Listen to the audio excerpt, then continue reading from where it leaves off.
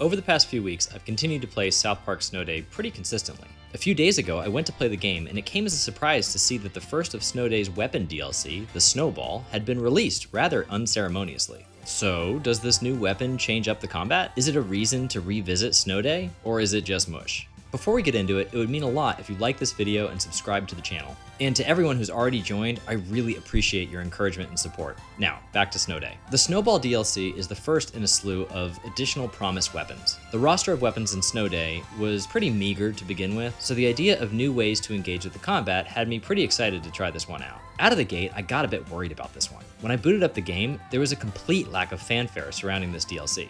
I expected at least a splash screen to pop up to let me know that it was available, but the Snowball just literally shows up in the available weapons and that's it. Not a great sign, but oh well. The Snowball is a new ranged weapon, and it's not just any old snowball. It's a snowball stuffed with firecrackers. The long and short of it is that it plays like a mix between a traditional grenade and a rocket launcher.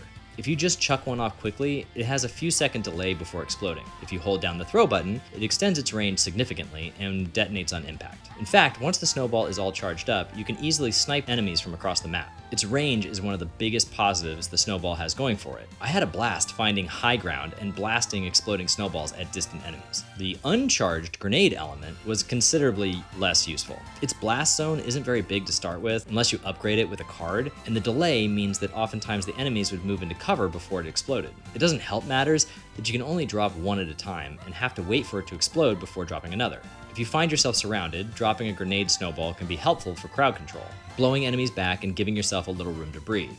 But that's pretty circumstantial. Beyond that one situation, I found that charging up the snowball like a rocket launcher was almost always the right move. The charged up shot is much more useful. It's kind of like a mix between the bow and the staff. It has the range of the bow, but its impact is more similar to the staff, with a larger area of effect. This makes hitting distant targets much easier than with the bow. If you're lucky enough to get the card that increases the blast radius, it's hilarious watching entire hordes of enemies knocked back in the distance with a well-placed, pea-covered rocket-launched snowball. In multiplayer, I imagine having a snowball sniper could be really useful for taking out priority targets, like the mages that raise the dead and the commando kids who use the freeze rays. One of my favorite elements of South Park Snow Day is the various cards you pick up during each run that can significantly change up your base weapons. The Snowball DLC comes packed with a bunch of new cards for you to try out and unlock. One will turn your snowball into a dreaded yellow snowball, leaving a mess of pee on the ground to gross out your enemies. Another causes enemies to drop health on impact, which can be incredibly helpful on harder difficulties. Unfortunately, there just isn't anything here to differentiate itself too much from the previously available weapons. The Snowball is fun to use, especially when sniping enemies from afar, but I found that even with it fully upgraded, it never became devastating like the wand and axe combo.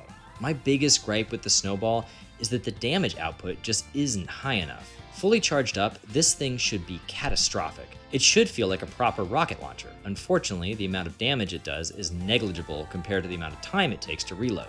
If the damage output of a fully charged shot was increased by 30 to 40%, this would easily be my favorite weapon in the game, but unfortunately, it just isn't powerful enough. I'm not going to give out a numbered score for this DLC since that seems kind of ridiculous, so instead I'll give it a greater than bow and staff, but less than wand. Is it worth the $4.99? Yeah, I'd say so if you like Snow Day, but just don't expect it to change the combat in any meaningful way. I'm still looking forward to the rest of the upcoming DLC, but I just hope that the next outing has a bit more flair and changes up the combat more. On another note, there's a bit of housekeeping I want to address.